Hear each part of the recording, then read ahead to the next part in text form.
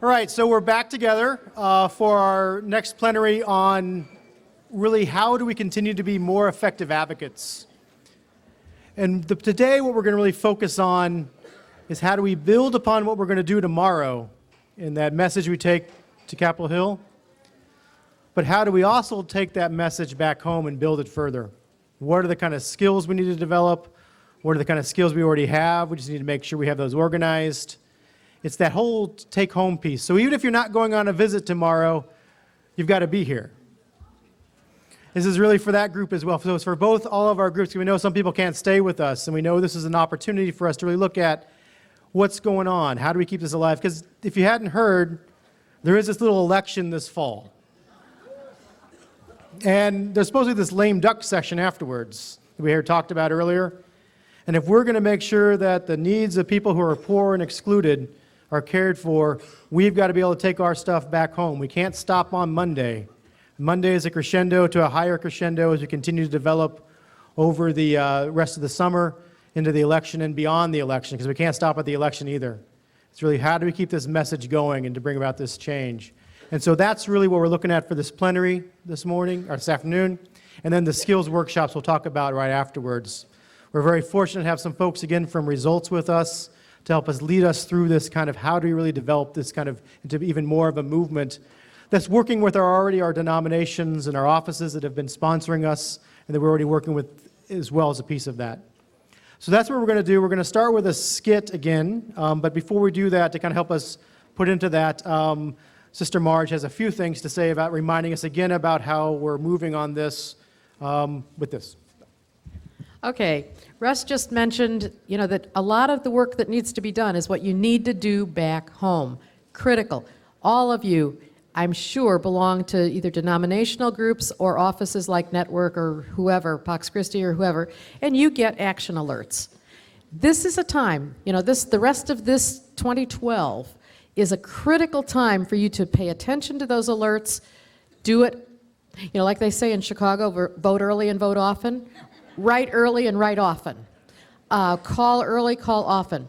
And one of the things I want to point out is that the best place to interact with your legislators, as opposed to their staff, is when they are back home in the state and district. That's when they have the time to listen to you. That's when you're going to get an appointment with them much more easily. It's where you should take the initiative to get them to set up town hall meetings if they haven't already done it. That's the best place to meet with your legislators. Which takes us back to tomorrow. You're not very likely to see the actual legislator tomorrow, and that's okay. When I go to the Hill as a professional lobbyist, I almost never see a legislator.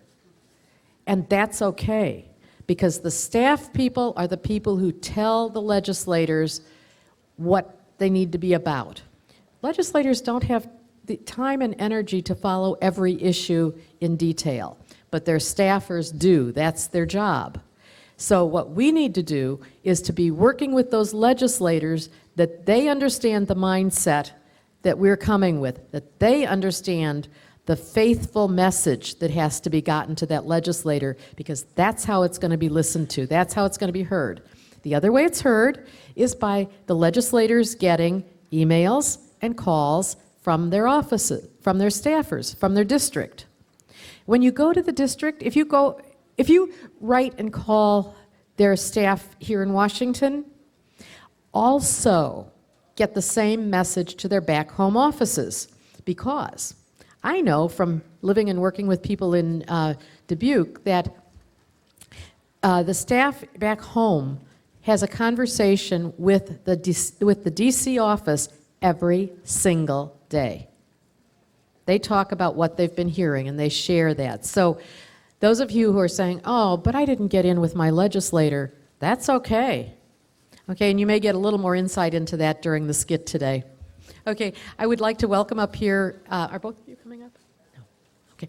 Okay, I'm going to welcome up here person you saw yesterday. Cricket is coming back, and we'll have another very different skit. So I'm going to go ahead and invite up the, what are we calling them now? our Ecumenical Advocacy Day players to come to the stage. They're going to actually do another skit to help us. It's what we're calling role playing, right?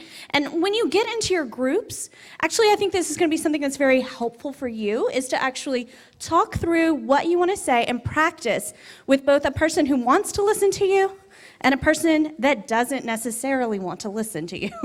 And try and practice messaging, how you would talk to that person, how you would react to questions they ask you. Because, Kate's back. She's the staffer in Senator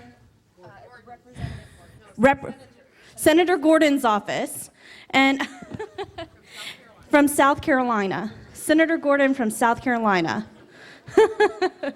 And, Kate's former boss lost his job in the election, and so she got a new position, and she's been on the Hill for a while now. But Senator Gordon isn't so friendly on our issues, has not been a supporter in the past, but is a person of faith, and is a person who talks about his faith very openly and really wants his it's her faith. Sorry. Sorry. Senator Gordon is a woman. Sorry.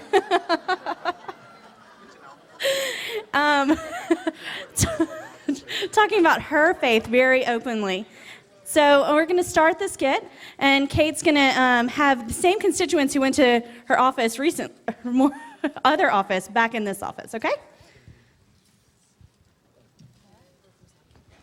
South Carolina. There you go. Hello. Testing. Oh, we have 4. Sorry. Test. Yeah, okay. Well, y'all, welcome. We're so glad you're here. Come on in. Come on in. Thank you so much for having us. My name is Sarah. We're actually from 3 different churches in Charleston, South Carolina. Oh, wonderful, wonderful. Good to meet you. Nice. John, it's nice to meet you. Larry Couch from St. Elizabeth Parish. It's Larry. It's very nice to meet you. My name is Kate. I am in LA for Senator Gordon. I handle issues regarding education, taxes, and arts and humanities. So how can I help you today? Wonderful. We are here with a group from Ecumenical Advocacy Days. So we've spent the whole weekend talking about our faith and how that speaks to our nation's priorities. There were about 750 Christians together over the weekend. Wonderful. And so after that conversation, we wanted to come here and talk to you about creating a faithful budget, and one that protects the vulnerable people in the United States, but also around the world, and protects our environmental resources and really just the common good. Well, I can tell you that Senator Gordon is very committed to issues regarding the federal budget. Was actually brought here in 2010, really from a mandate from the people of South Carolina to really get a handle on our federal spending.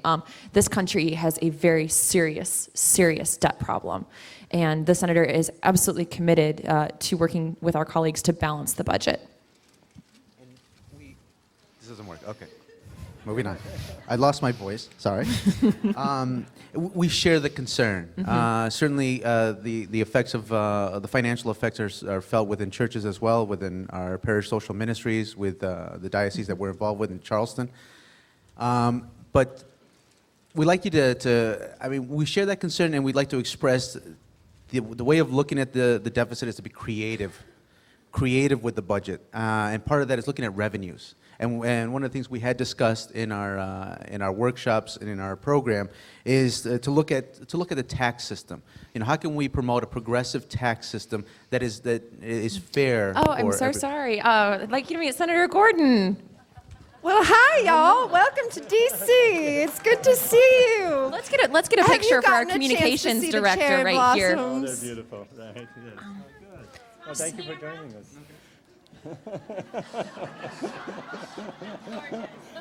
Well, I am just so happy. I am just so happy that the churches care about poor people. I think it's so important for churches to do charity. Yes, And we It- were just well, talking about the you need know, for I have an important meeting to go to. I hope you have a good visit in D.C. We were just talking about the need I'll for a see you progressive soon. tax system. Yes, thank you, Senator. She's actually going into a budget committee meeting, so we're glad that she could stop by for a little while. But I'm happy to nice. I'm happy to speak with you. Yes, absolutely. We were talking about taxes, I believe, and Senator Gordon is absolutely committed to really getting this country back on track financially. And the way to do that is to make sure everyone has a fair shot to work hard. And the more that we free up our tax system so the job creators can create more jobs in this country, the more people can work hard and reach up to really attain the economic security. You know, I'm glad that you mentioned jobs because that's one of our concerns as well. One of the things that we're looking for is not only good job creation, but also jobs that have a living wage and allow people to feed themselves and their families, and programs like tax credits, earned income tax credit, I'm sure Senator Gordon's familiar with, that help people who are working families get money back in their pockets so that they can so that they can provide for their families. Well, I think when it comes to South Carolina, we are certainly glad that your churches are doing the work you are, and that the churches play such an instrumental role in to helping poor people in our communities. I'm glad you're mentioning that because with the Archdiocese, and we recently took a survey of the parishes in terms of their food banks and other services they Which provide. is really, that's really important work, food banks. But yes, but about just in the last couple of years, it's doubled the number of people who are coming for assistance, both for food and media assistance. Which is so important that you're there to feed them. Right, but sometimes, really, it's really tragic because sometimes we have to turn them away because literally the pantry is bare, the shelves are bare. We can only do so much. And we really need the government support, and we need your support and the senator's support to provide the resources that are needed. Yeah, I think Senator Gordon would really say the problem is when the federal government gets involved in some of these programs, like your wonderful, wonderful food banks that you're doing, is then the states have less control over who they can help. And you have less control as organizations who you can reach with your food bank. One thing, as our legislative aide, what I really would like you to know, and what we as your constituents really want to convey to you, is we work with these food banks, with the South Carolina Food Bank, within our diocese and the parish social ministries that we're engaged with. They're expressing to us, and we're hearing it from them, that they alone cannot handle the economic depression, the economic reality that South Carolina is facing. So we hear it from them that they're asking, please support these programs, these essential programs. They work, and I need to convey that to you, and I'd like you to convey that to Senator Gordon. SNAP, Supplemental Nutrition Assistance Program, Women, Infant, Children's Program, the Earned Income Tax Credits, they work. And just the basic bottom line to demonstrate that, the economy has gotten worse, unemployment has skyrocketed, but hunger has not met that level of depression, and that's essential. We have to keep those safety nets alive. That's a moral and practical issue for South Carolina. And maybe Senator Gordon would feel that some of those safety net programs are really most effective when they're coming from the states themselves. Well, that's interesting you should mention that because of the cuts at the federal level. The states are hurting very badly, and they're passing that pain on down to the county level. And the counties provide 80% of resources to the people living there. Yeah, And so those cuts are cuts in food and cuts in emergency assistance. So there's nowhere to look. And as you cut the federal budget, you're cutting the state budgets and you're cutting the county budgets. And these people are suffering. It's really important that Senator Gordon's very committed to church, to her church, and it's just so important. I mean, we thank you for the work you do with your pantries, because a lot of times when you get the government involved and those programs like food stamps, you have people that are on food stamps that really shouldn't be on food stamps. Hi, Kate. You're 11 o'clock. My 11 o'clock's here. Okay. Y'all, thank you so much for coming in today. This was great. I really appreciated this conversation. I'm actually out of cards right now, but if you stop up front at the receptionist, at our scheduler, she can hook you up with my contact information. Okay, well, we'll call you, get in touch with your office when we're back in the district. Okay. Bye-bye. you. Thank you very much. Let me just leave just a few pieces of information, Oh. because as a person of faith, Senator Gordon certainly knows that And our- she's very much about church. Absolutely. And we appreciate that because we come from that same perspective. And we want to look to see a faithful budget come out of Congress. And these are some thoughts that we have on that, and we'll love to follow up on that with you. Thank you so much. Well, thank you. And we will be following up on that. Okay. Just to let her know. Okay. Okay. Many Bye-bye. of our church communities will. All right, have a good day.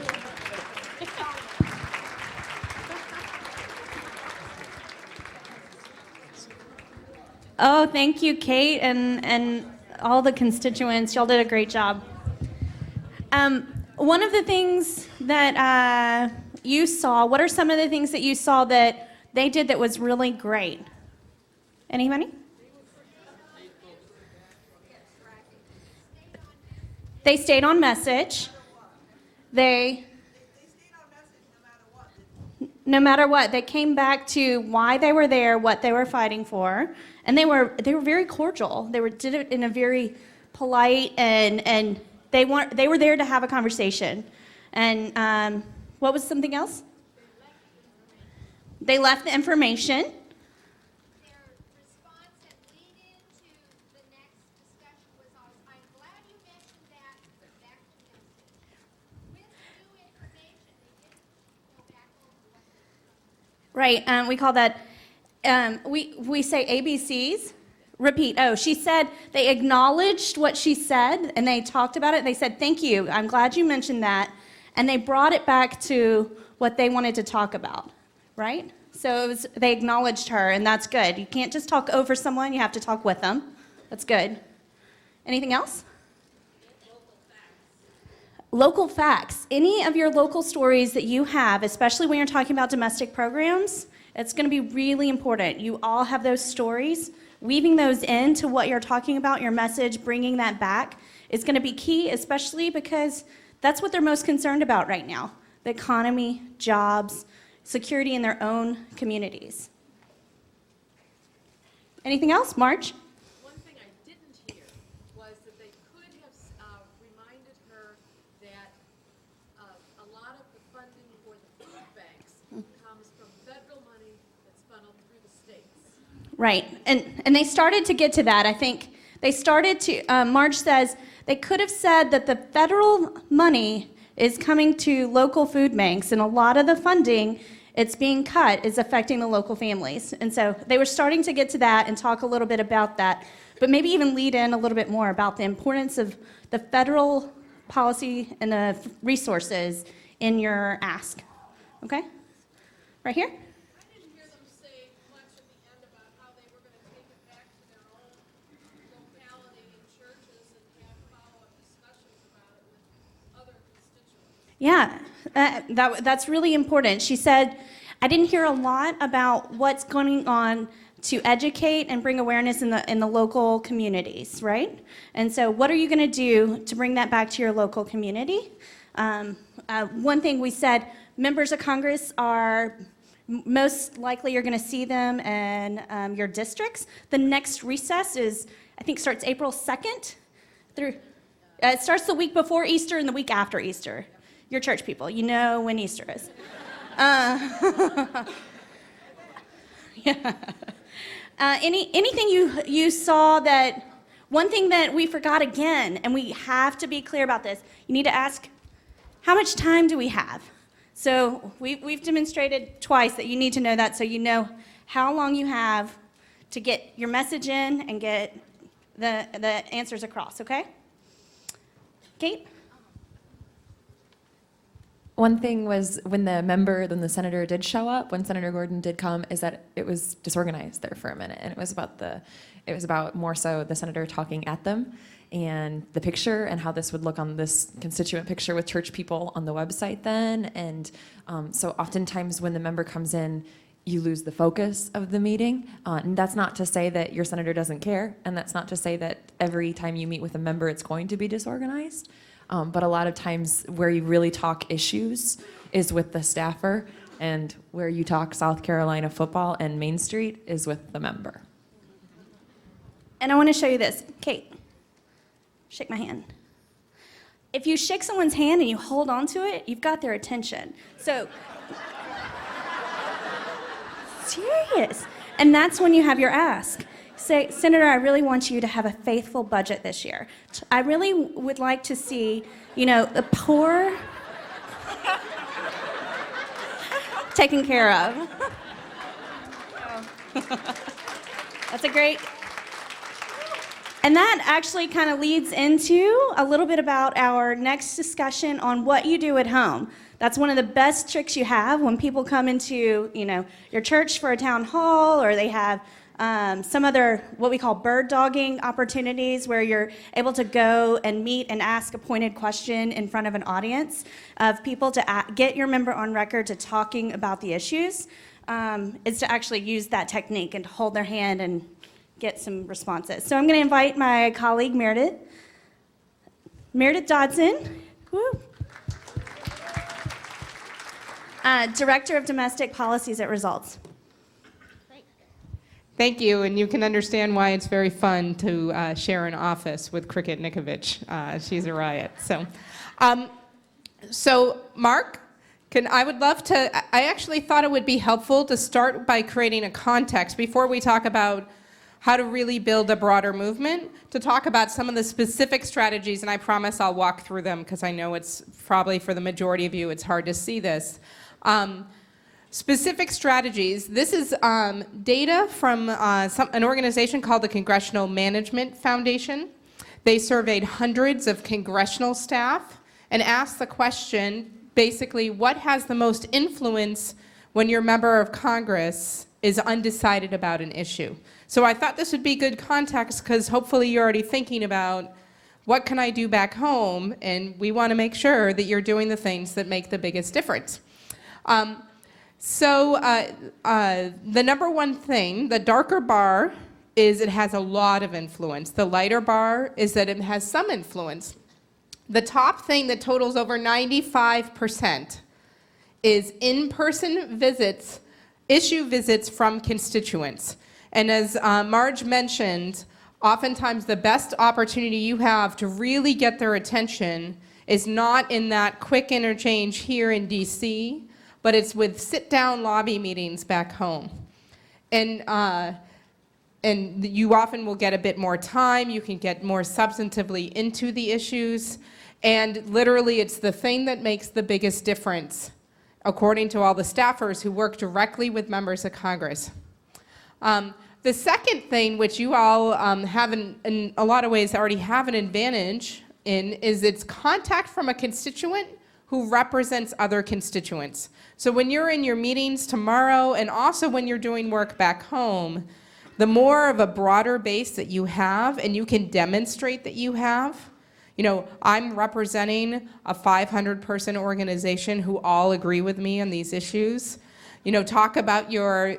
I know many of us want to represent a 500-person organization. I represent 12 very committed activists back home when I'm coming into this meeting today.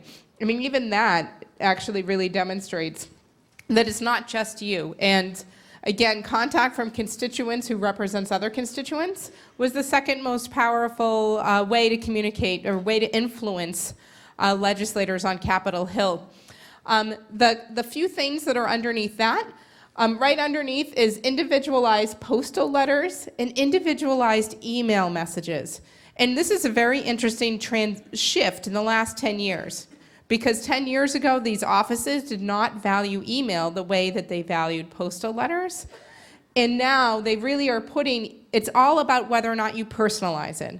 So whether you go to network.org, or is it Network Lobby or just networklobby.org or results.org or bread.org, you can take really quick actions via email on all these different websites. But if you actually take the time to say, I'm the mother of a 3-year-old, the future is tremendously important to me, and I know that cutting off services for families with young children will have a huge impact on their entire lives. And here's what I see happening in my community and the peers of my own child. If you can kind of talk about and personalize that communication, now it doesn't matter as much what the medium is, it matters whether or not it's personalized. So, and it really takes about 90 seconds to personalize one of those email forms, and it makes a big difference. You know, one thing I'll add on the email messaging is it makes even more of a difference if you follow up by email directly with that aide who you met with in DC, or that aide who's really the key aide on the issue. It might be that somebody's calling in sick tomorrow morning and you're not going to meet with the person you were hoping to meet with, the one who handles tax policy that you wanted to talk to about the earned income tax credit. But following up with a personalized email, but also directly with that aide and their direct email address is key. So that's part of what you're doing now is kind of when you're on the Hill tomorrow, you're collecting that information about who that person is and how to best communicate with them so you can follow up with them. So the things that are below that, phone calls, they still do have a pretty big amount of influence. They just don't have a lot of influence. These are the call-in days that I know, hopefully, raise your hand if you've ever been a part of some call-in day and called DC. Yes. So you have been making a difference, but the other things, including the meetings you're having tomorrow for those who were able to stay in DC, and the meetings that you will have back home with those legislators will have even more of an impact. The things that are below that, some visits from lobbyists, as much as Marge and Cricket and I can dress up nice and go to Capitol Hill, it doesn't make nearly the same difference as the contact from constituents like you. Further down than that, you have faxes and then forms, letters, messages, and postcards, which are kind of similar to petitions. So again, I just wanted to create some context based on research, actually feedback from these congressional offices about what makes the biggest difference. And if anyone needs help finding this data, again, it's the Congressional Management Foundation, and you can find it on the website of results.org. So that's a bit of context. So now I want to spend a few minutes digging in about kind of what it looks like to create a movement. And I'm basically going to touch on 3 points: who, what, and how. So first is the who. The who is, who should you talk to about these issues, and where do you find them? So a couple of things I would say from the start is being able to demonstrate a broad base of support will have a huge impact in the way that you work with as a constituent to influence policymakers. So having a broad coalition that really represents different voices in the community is great. Now that could mean people of different faith communities and folks outside the faith communities. That Ken and I really believe personally should include those who are directly impacted by the decisions. You know, the Head Start parents who could talk about what Head Start program cuts would mean. The SNAP participant who could say, you know what, if you block grant that program, and my benefits go down by 1/3 or more, this is what it's actually going to mean for my family.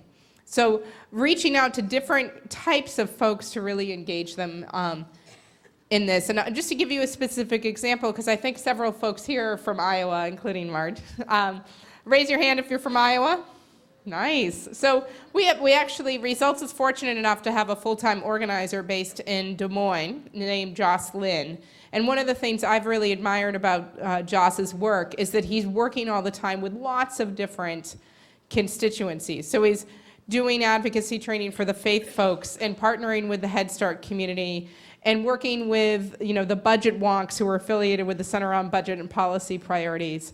And then he acts as kind of a conduit. For instance, he's got a really great relationship with one of the editorial writers of the Des Moines Register, who, probably a couple times a year writes an editorial based on Joss's prompting. And one of the things Joss does is he's kind of a conduit for his broader network to kind of feed information into the newspaper. So again, I think working with a broad group of folks is really a really great strategy. Can you bring me my water? Sorry, I'm just getting over a cold, and every once in a while this coughing thing still gets in me. Luckily, Cricket is a very handy coworker in many ways.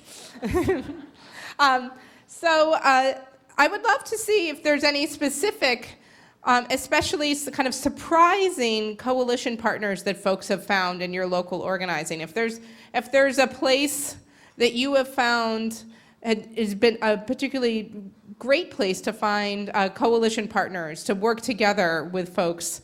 Any examples out there? The American Friends Service Committee. The League of Women Voters. Yeah, that's actually a great suggestion. The SEIU, so the labor movement generally. Again, and I have to say, quite honestly, part of why that is because they bring a lot of electoral political muscle, and policymakers know that. So anyone, the League of Women Voters does a lot of kind of public voter education. Anyone who engages in the political process, these are politicians who are thinking about how they're going to get reelected. So partnering with those types of folks is great. I know there was another thing over there. Yep. Sierra Club, so environmental groups. Yeah, I think there's a lot of, I've seen that happen even in DC actually in the last year more than I'd ever seen before, because these conversations around deficit reduction and what our priorities are have really, we've all got skin in that game. And so working with a broad collection, including the environmental movement, et cetera, really great. You had a hand up here?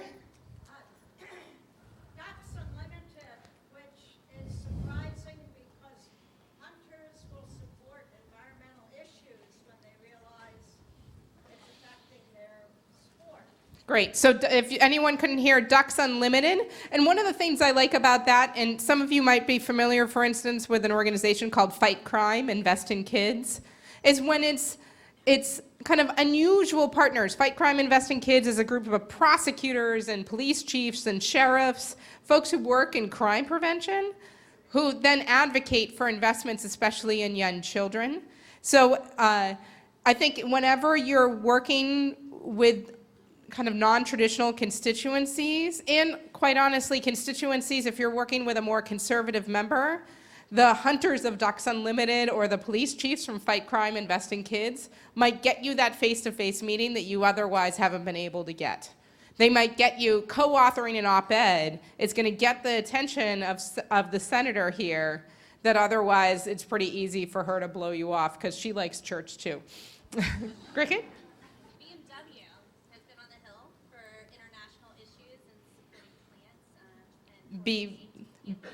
The car company?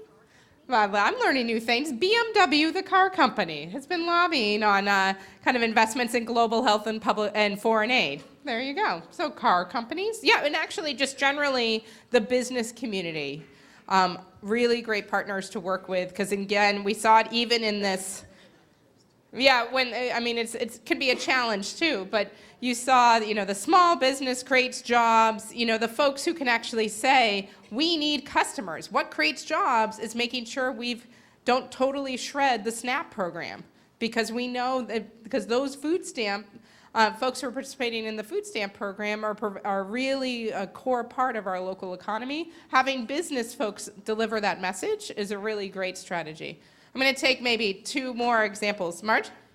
Congregations of women religious. Congregations of women religious, yes. I'm going to do there and then there.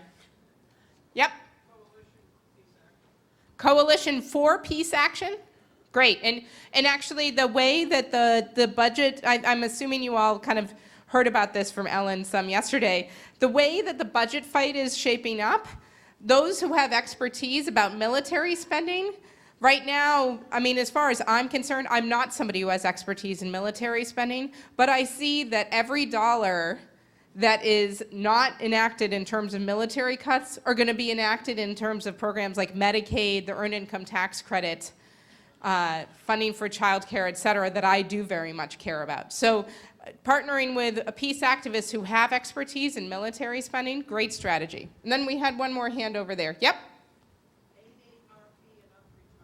Yeah, AARP and other retiree organizations. So she liked it so much she wanted to start clapping. So that's some ideas about the who's. And again, thinking broadly, thinking outside the box, both it can actually strengthen what you're trying to do with that policymaker. So first, and once we've talked about the who, let's talk about the what. What do you ask them to do? And actually, that's why I wanted to start with the Congressional Management Foundation data, because I actually want you to ask them to do things that make the biggest difference. Spending all your time gathering a bunch of petition signatures, no offense, waste of your time. You spend that time trying to get a face-to-face meeting where you can talk for 20 minutes with that senator about the issues you care about, because that's what the data says will make the biggest difference. You know, it's nice, you know, if you have an opportunity and you want to reinforce, show a broader base of support by having additional personalized letters you bring to that meeting for those who can't participate in the meeting itself, sure. But really spend your time with the things that make the biggest difference. And first and foremost is direct communication with that policymaker, and think about that back home. And I know Marge will talk about, because the advocacy workshops this afternoon will include training on, for instance, how to raise these issues in the context of an election to make sure that there's some buzz in that. Ask folks to do things that make a difference, because you don't want to waste their time. You don't want to waste your time. I mentioned some other examples in the context of this conversation. Ask them to co-author an op-ed with you. Ask them to co-sponsor an event. Ask them to make the request for the lobby meeting that you can't get on your own. So think about, I don't want to spend a ton of time on the what, because you get a chance this afternoon to really dig in on the what. But again, do the things that actually make the biggest difference. So now I want to spend just a few minutes talking about the how. How do you do this? So Results has a network of volunteer chapters in 100 communities across the country. And our core group of volunteers, typically 4 to 8 volunteers in a local community, it's a relatively small group of folks who are deeply engaged. They're taking action every single month. And a lot of what they do is reaching out to other people in their community. So based on some of the things that I've really seen work for Results volunteers, here are some of the things I thought I would flag in the context of how. So the first how is actually be in touch with what inspires you. I mean, each one of you, and that's different. So I think most folks have a piece of paper of some sort, pen and paper with you. I ask you to get that out right now and literally finish the sentence, I am here at Ecumenical Advocacy Days because. You're not turning this in, but you need to be able to articulate it in one sentence why you care about these issues. So go ahead and jot that down right now, because that's the first step of how to really build a broader movement, is be able to talk about why you care about this.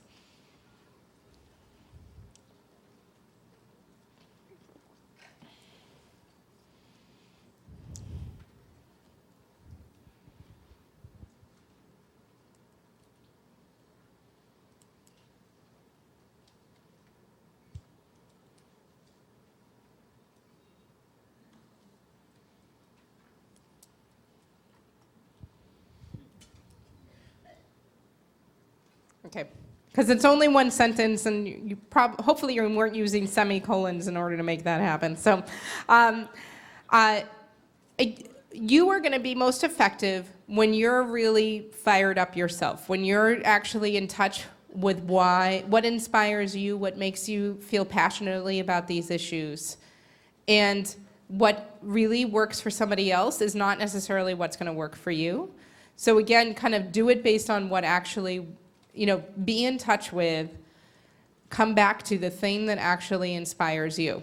And many of you, for instance, might be thinking about, I do this work because of my own personal experience growing up in poverty, or the experience I had on a mission trip. Like, it could be very personal. It doesn't have to be a philosophical statement. It really can be about what inspires you. So once you're in touch with that, and you're actually, I would suggest you practice articulating that so you can do it clearly, effectively with others. The step after that is, what I've seen is that one-on-one conversations with folks, that's what makes the biggest difference. So sending out emails does not build a movement. Posting on your Facebook page does not build a movement. What builds a movement is direct conversations with another person about what you're doing, why you're doing it, and how they might play a part with you. And that's true, especially, for instance, results volunteers sometimes are doing a bunch of inviting to get folks to an outreach meeting or a town hall meeting with a member of Congress or that sort of thing. And really, what gets folks in the room is when you have a one-on-one conversation with them.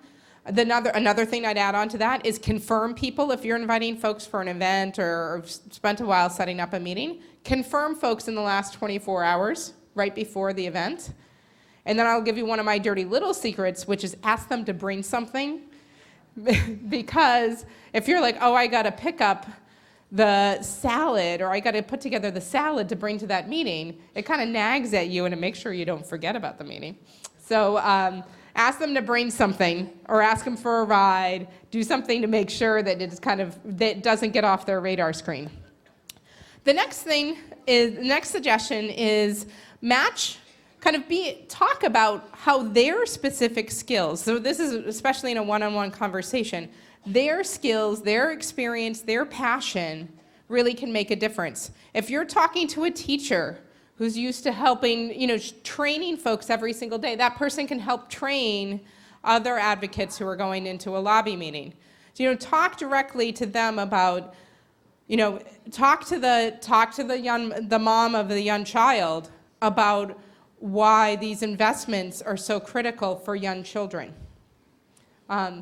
So really match it to where they're coming from. Another tip is ask them to do something really clear and specific. Give them a specific action to do. I suggest, and this is true actually when you're making an ask of a policymaker also, but don't go in with so what do you think? Have some specific suggestions. And again, the menu of what are some of those actions that make the biggest difference with policymakers? Those are the types of actions you could be asking people to do. And if you aren't sure about how to do them, either yourself or they need some guidance, there's lots of organizations who are here at Ecumenical Advocacy Days, including Results, that have lots of tips on how to do these sorts of things. So, and then follow up with them. It's another really key thing, and when we're talking about how to really build a movement and engage folks, follow up with them, and really look to build a relationship. So one of the things I mentioned, Results has volunteer groups or chapters across the country, and oftentimes our volunteers say basically, I went to that meeting, I took that action because I knew that there was this group of folks who were going to touch base with me, who inspired me, who I love hanging out with. So focus on building the relationship because that actually strengthens the movement locally.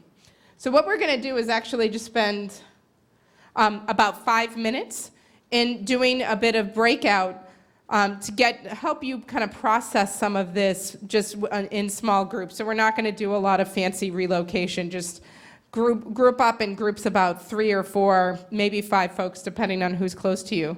And talk for yourself. You might start with everyone saying what's their one sentence on what inspires them, and then share maybe 1 or 2 things that have worked for you about building a movement.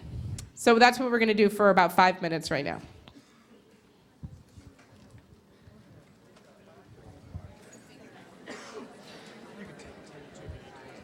Okay. So we've got some flexibility with the policy. With the policy, I know it's what's on the schedule. I was going to say time, so don't feel like.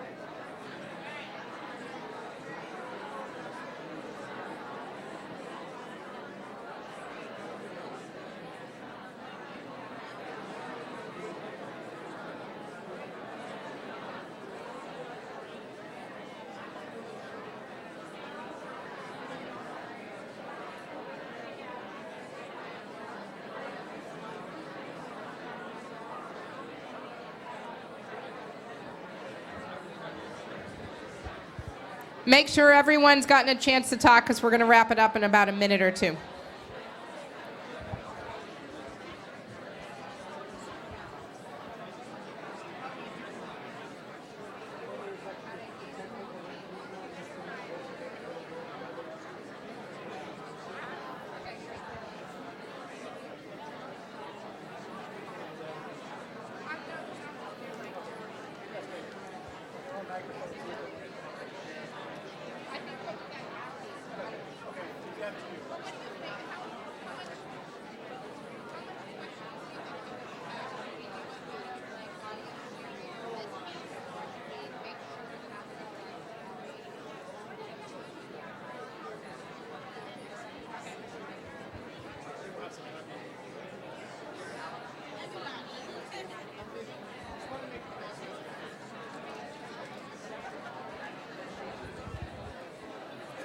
All right, be looking to wrap up your conversations.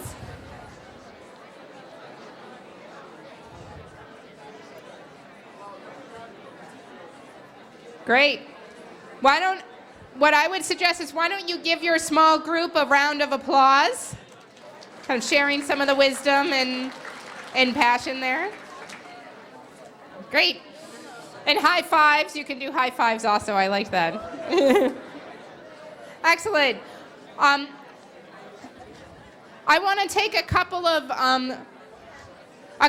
things that have worked, kind of wisdom from based on the conversations you just had and some of the things that you've done. And in particular, if folks have anything to share about how you've engaged your own communities, your own congregations in this sort of thing. So we actually have mics on either side, so I'm happy to repeat what you say, but if you're pretty close to a mic, you can also just come up to, there's a mic right here and a mic right there.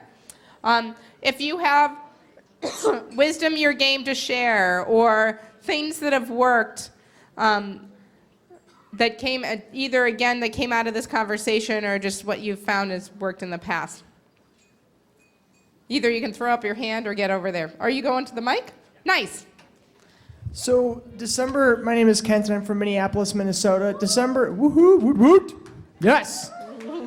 So December of 2010, a coalition of faith-based organizations went to the governor-elect, Mark Dayton, and we had 1,400 people present at this big worship. Yep, represent. So beautiful, beautiful. Some of you all were there. And he ended up taking on staff, one of the people that we supported, and took on some of the initiatives that we were lobbying for, essentially. So numbers work. 1,400 people strong. It was awesome. Great. And actually, can you stay there for a second? Because Yeah. I want to, was there any particular secret of how you got the 1,400 there? One thing you would highlight in terms of a strategy? The internet, basically. I'm just kidding. No, I mean, well, we had buy-in from a lot of different church leaders. Mm-hmm. And so it was a really diverse group of church leaders helping to facilitate, one, the event, and two, to get people out.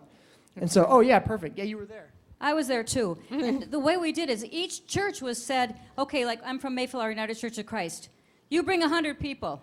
Our church organized and brought over 100 people. So we kind of knew the capacity of the various churches, and we asked, there's 100 churches in the area, different denominations. We asked them each to bring a set amount of people, and that's how we got them there. We had organizers within each church who then made phone calls. Every Sunday we'd announce it, have people sign up, call them back, remind them, got buses, took them to there, so facilitated all of those things happening. That's great. That's great. Give them a round of applause. Great. And we have someone over here. I've taught in my life, I believe in show and tell. I think we do an awful lot of telling. We don't do enough showing, and I think we have to reach people through their senses and a variety of other ways. So I'm passionate about healthcare reform. We had a project of collecting handprints to represent people who died because they didn't have health insurance. And so every time somebody would put a handprint down with paint on down, it was a visceral connection with someone who died. And then the visual that goes with, besides the handprints, is I have a picture here of me and President Obama when he was still a senator giving his handprint, and that's an impressive point to make with people. So it's a visual show and tell. So That's great. Anyway. Thanks. So and can you help your friend there with a microphone? Thank you. Thanks. I'm not placing ownership on this on my group, but I want to challenge us to build relationships. I come from a community and a congregation which is 50% immigrant. And for a lot of reasons, they can't be here. Some financial, some ability to travel. And so I have to continue to be that paternalistic voice. And I don't know how we address it, folks, but we need to have, I feel, better representation from the people that we right now are speaking for. We need to be speaking with. That's great. Thank you. And I think this will have to be our last one here, but I want to just add to that's one of the reasons I hope, it's actually a really key reason. I hope that folks are thinking about engaging back home, that the contact you have with legislators and their staff while you're here is only the first step or the next step in kind of long-term work that you do with that congressional office. And part of that is bringing, we've got a whole guide on how to organize site visits where you bring policymakers to see programs firsthand. And how do you train folks so they can speak, which they already can, but give them the right training so that they can speak effectively in the context of a policy visit, specifically about issues that impact them. And that's why the contact with the policymakers back home is one of the ways it's going to be a lot easier to really engage those communities so often whose voices are not heard. One more here. My name is Leslie Manning, and I'm the president of the Maine Council of Churches. The week before Christmas, the Republican leadership decided that they would hold hearings about cuts to the Health and Human Services budget in our state. They were not expecting the response they got. We held 3 days of public testimony, and they were supported by a prayer vigil in the State House. We expected 10 to 12 people at the prayer vigil and about 100 people speaking about the cuts. We got 320 people speaking about the cuts, and we got 64 people participating in the prayer vigil over the course of the 3 days. The Wednesday, Thursday, and Friday, when Christmas was the following Thursday. Wow, that's great. And can I keep you here for a second? Is there one specific strategy you feel like really made sure folks showed up? Is there anything, kind of a specific thing in terms of? We had a core group that committed to two things. They either committed to a time period where they would be present, or they would hold the Appropriations Committee in prayer while they conducted the hearings from 12 to 2 every single day. So once we had that core commitment made and we had a lot of yeses, it just became easier and easier. All we were asking people to do was to commit to 2 hours, and they did not have to come to the state capitol to do it. But then they realized that if they were going to be doing this, maybe they'd want to show up. That's great. Thanks. So just to close out, I want to offer a few suggestions about, again, engaging the folks that you directly work with in your own communities. One of the things I personally believe is folks don't show up for meetings for the sake of showing up for meetings.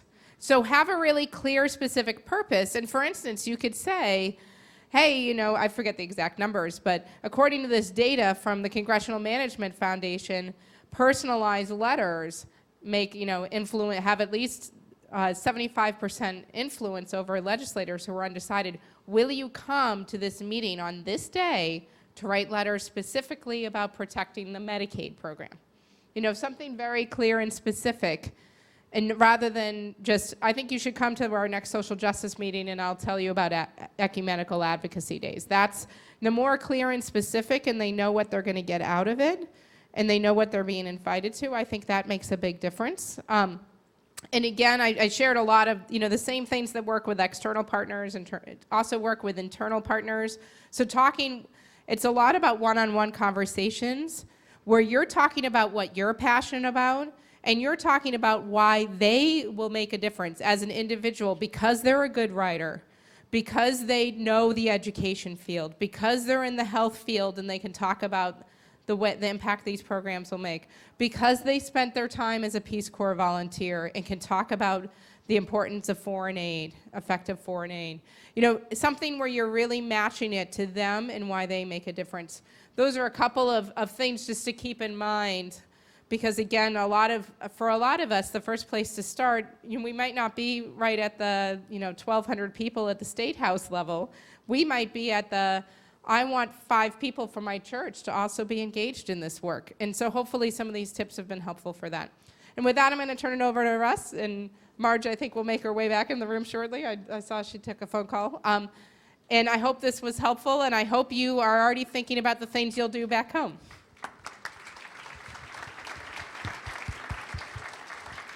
Thank you to Meredith. Thank you to Cricket. Thank you for the results, for being able to do this with us and bring us this kind of piece. We wanted to take about another 10 to 15 minutes.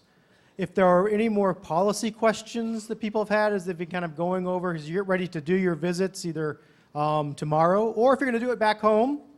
Yeah, that's a good idea. Yeah, do it back home. Yeah, come on, there you go, come on. If you're going to do a visit, are there anybody with the more policy questions around the ask, or if they have other questions directly for Meredith or Cricket around some of the organizing pieces, we set up a little bit of time, which we could take now to do that. So if you have questions, if you want to come to the microphones to ask us questions, to ask Marty Shupak to come up to help us with some of the international stuff.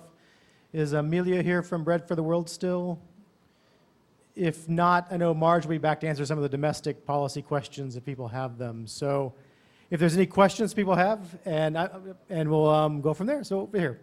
Kathy Hollander, Minneapolis. It's come up in our group several times. I just wanted to be clear.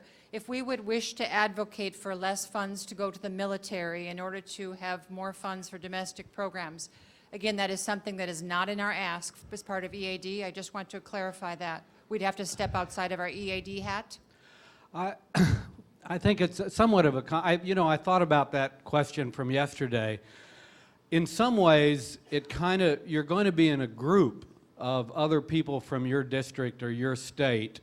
So one of the things in a sense, you're kind of representing your group as well. So that might be a question you want to talk to them about. Is that not coming through? Okay. So that's one thing to do.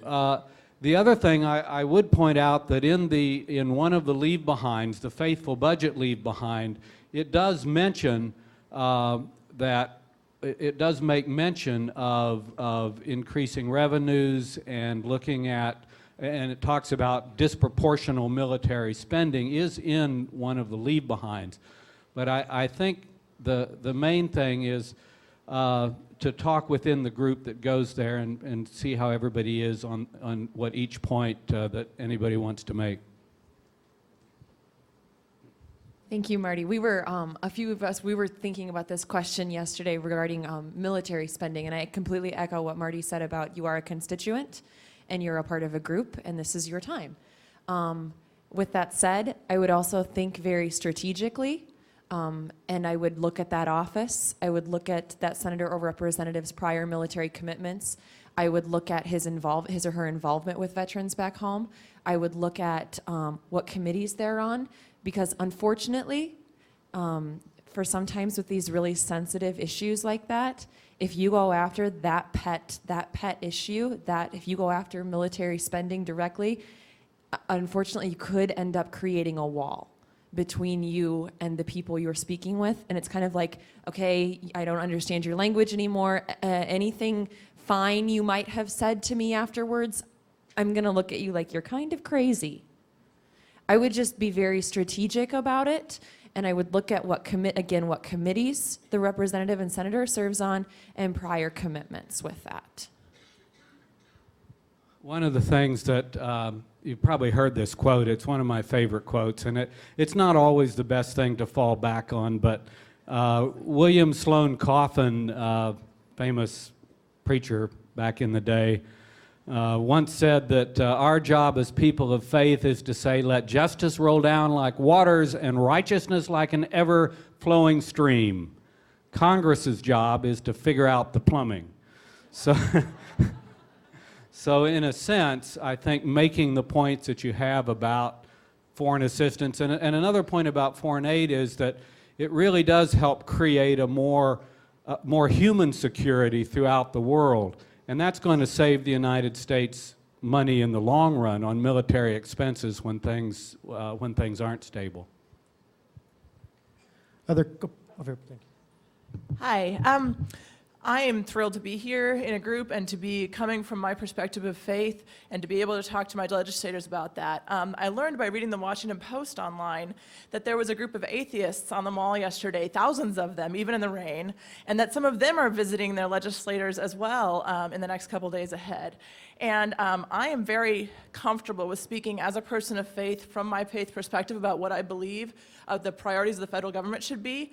But I also believe that our federal government should be a place where all people of faith and of no faith, are covered within that budget. And to go in and to be talking about a faithful budget, knowing that some of my neighbors in my district are people who do not have a faith tradition. I'm just curious what your response to us about that is, and how we can navigate some of those challenging waters, because I certainly appreciate many of my humanistic brothers and sisters who share many of these common values for a common good that we're talking about. And I want to be free to, I may be upsetting people, I'm sorry. I guess I want to be able to be free to celebrate my religion in the way I want to and never be put in a place where I can't do that.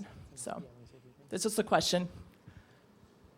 First thing I'd say that we're, again, trying not to be exclusionary to anybody, clearly. And so for us, it's what you were making your final points there about where we share those commonalities to kind of really bring those out. I think of in my own Catholic tradition, you know, we have Catholic social teaching, all these great principles that are philosophically based, and they were designed so we could talk to people that weren't Catholics about the same thing, so we could have a common language. We have that in all of our traditions. It's a way of talking in some of the common languages that we're talking about. So that's one of the things to kind of think about how we approach this. And if you would add. Yeah, I think it's complementary work. I think that they're probably saying many of the same things that we are. And that I think in all cases to say we're speaking out of our own history, our own perspective, our own culture, as they are. I don't think it's adversarial. I just think it's different perspectives and approaches to how to say it. And one thing, you know, we have co-religionists in the U.S. who have very different views than we do. People that speak in the name of Christianity for policies that are quite different from the ones we're advocating for. And that makes it even more important that for those of us that feel able to do that is to speak as Christians. So that, in fact, I remember back in the mid-90s, I've been doing this for about 17 years. In the mid-90s, when the Christian Coalition got going, we had members of Congress coming to calling us and talking to us and saying, please speak to us as Christians. The public needs to know, Congress needs to know, we need to know that there are Christians that support programs for people in poverty, that support health care for all, that support poverty-focused foreign assistance, because there are other people speaking as Christians who are opposing all of these things. Now, maybe that's not great for church unity, but I think it's important to many members of Congress that if you can and if you're comfortable speaking as a person of faith, as a Christian, that can make a difference. Yes, this discussion kind of hits me what I've been thinking about kind of all weekend.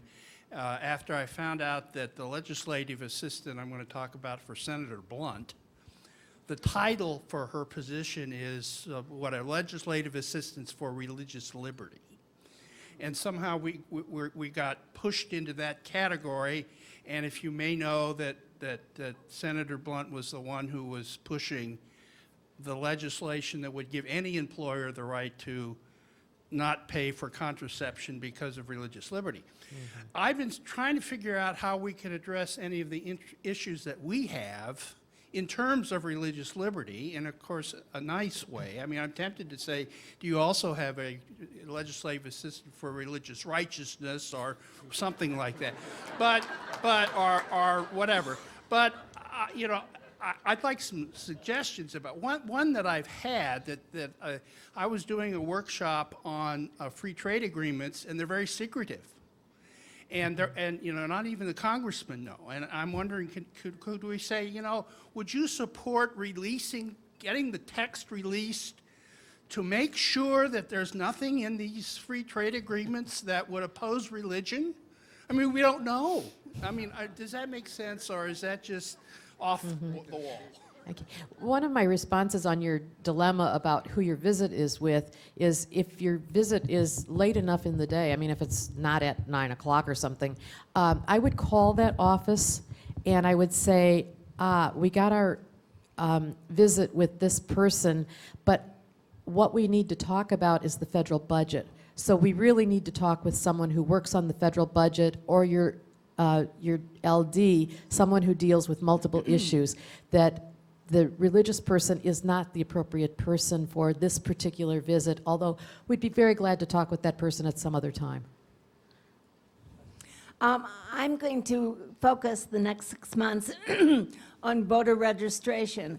I am going to take people from the local food pantry, get them registered to vote, take them to vote, and we can all work on that. Great, thank you. I don't miss the nuance of the need to be sensitive about military spending, but the reason I keep coming to these groups is our prophetic message. And so, yes, I will be a member of a community and make sure that when I go in dialogue with my community this afternoon, it'll be a group ethos. But I've been struggling here because this is the first time that I've been caught off guard with EAD, with feeling a little bit of a disconnect. So then I was thinking, well, how do you solve that? And because every year they're different foci, I would really encourage this group to have military spending as its core focus next year, the year after. We will certainly talk about that. We actually did one year, a few years ago. True security was the theme, and we were looking at that very thing. Nobody is trying to say don't speak up about that. As Ellen was saying yesterday, there's a lot of movement, members of Congress that are trying to undo the sequester so that they can increase the amount of military spending and decrease the amount of discretionary, exactly domestic, and international. Because all the cuts right So now nobody is saying I think all that. The thing is that to be wise as serpents and innocent as doves, to try to know your member of Congress, and what is because the point of this really is to try to get these vital poverty lifelines preserved. What's the best way to do that?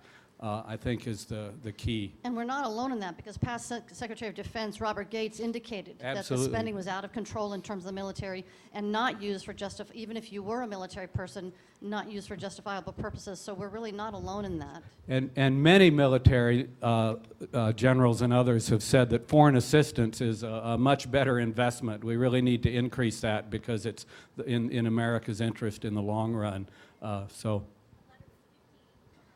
50 generals wrote a letter saying this, so that's... Has to be the absolute last one, sorry, Oh, Derek. okay. In systems theory, we have a thing about adding rather than subtracting.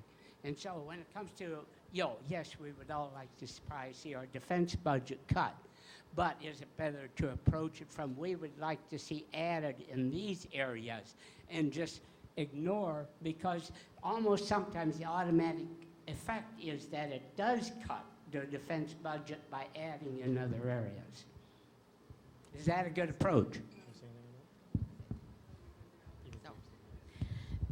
I don't think that is working right now.